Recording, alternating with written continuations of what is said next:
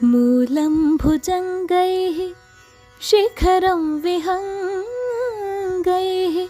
शाखाः प्लवङ्गैः कुसुमानि भृङ्गैः पार्श्वं पतङ्गैः कर्णान्तरङ्गैः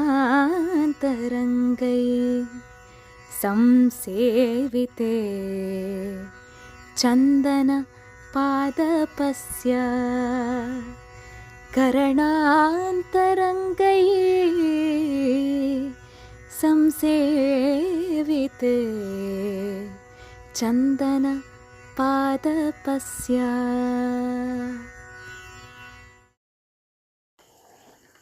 ಚಂದನದ ಮರ ಬಹು ಅಮೂಲ್ಯವಾದುದು, ಹಾಗೆಯೇ ಬಹು ಉಪಯುಕ್ತವಾದುದೂ ಹೌದು.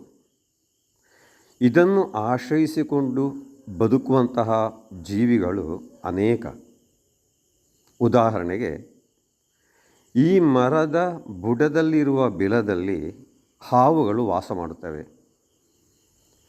ಇದರ ರೆಂಬೆಗಳಲ್ಲಿ ಹಕ್ಕಿಗಳು ವಾಸಿಸುತ್ತವೆ, ವಿಹರಿಸುತ್ತವೆ.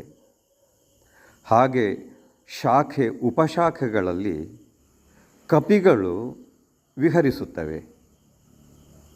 ಇನ್ನು ಇದರ ಪುಷ್ಪಗಳಲ್ಲಿ, ಕುಸುಮಗಳಲ್ಲಿ ಭೃಂಗಗಳು ಯಾವಾಗಲೂ ನೆಲೆಸಿರ್ತವೆ.